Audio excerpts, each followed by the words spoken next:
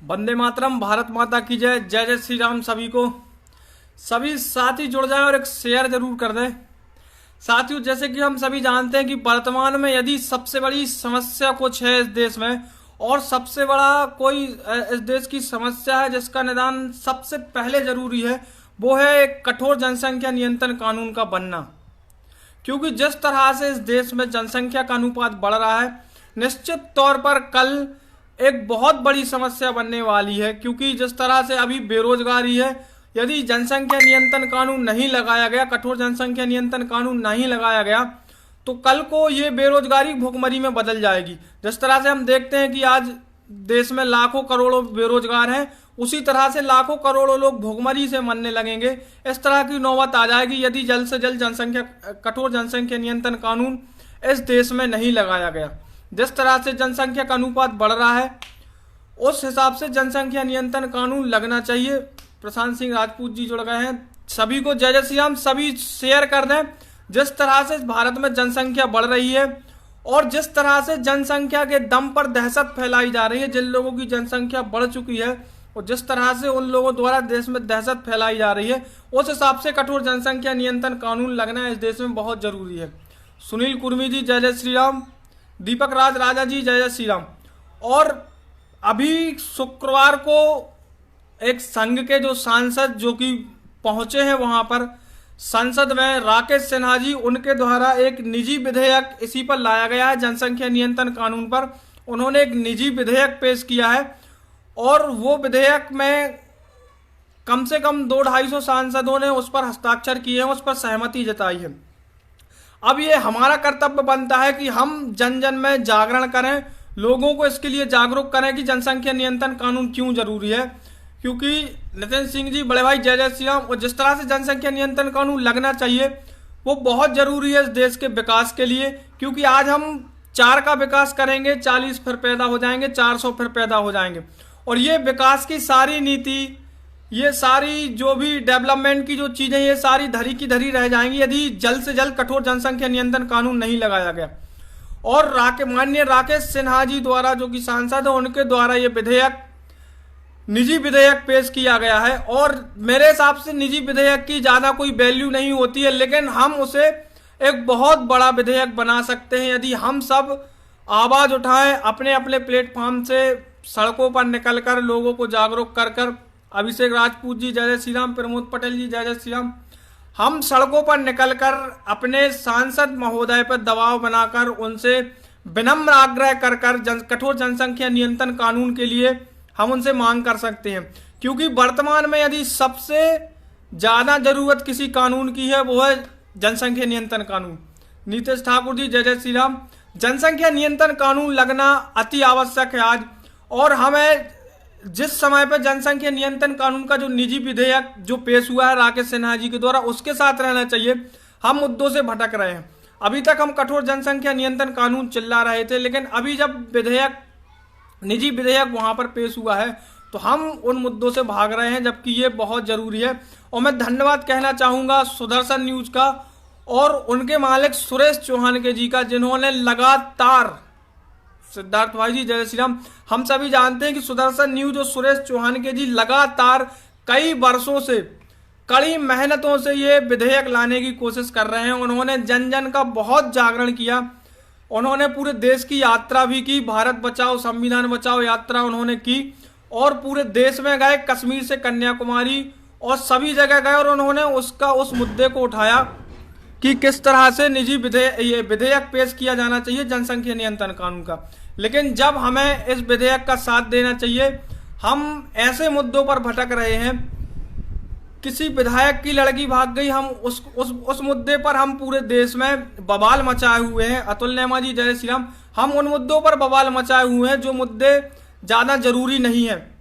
क्योंकि ये नेता नगरी है। आज जो विधायक की लड़की जो भागी है, उसने भागकर शादी की है, कल को वही विधायक जी जो आंसू बहा रहे हैं या फिर जो पॉलिटिशियन जो आंसू बहा रहे हैं, हो सकता है एजेंडा हो कल को उन्हीं को, उसी लड़की को या उस लड़के को विधायक बनाकर पेश करें। ये हमारा मुद्दा नहीं है। लेकिन मैं कहना चाहता हूं कि सभी को जनसंख्या नियंत्रण कानून पर तेजी से काम करना चाहिए, तेजी से जन जागरण करना चाहिए और जन जागरण करके युवाओं को उस लाइन पर लाना चाहिए कि कठोर जनसंख्या नियंत्रण कानून के लिए सरकार पर दबाव बनाए, क्योंकि जब तक सरकार पर दबाव नहीं बनेगा सरकार शायद ही कुछ करे, उसके लिए हमें दबाव बनाना जरूरी है। जब राकेश सिन्हा जी ने ऐसे उसमें निजी विधेयक जब पेश किया है तो हमारा कर्तव्य बनता है हम उसको उनका साथ दें। पंडित राजकिशोर जी, जय जय श्री राम, हमारा कर्तव्य बनता है कि हम जनसंख्या नियंत्रण कानून पर उस विधेयक का हम समर्थन करें और तेजी से उसका हम देखें कि कौन उसका विरोध कर रहा है, हम उनको भी चिन्हित करें कि कौन उसका विरोध कर रहा है, कौन उसके पक्ष में है, क्योंकि ये मुद्दा किसी पार्टी को फायदा देने वाला नहीं है, ये मुद्दा केवल इस देश को फायदा पहुंचाएगा।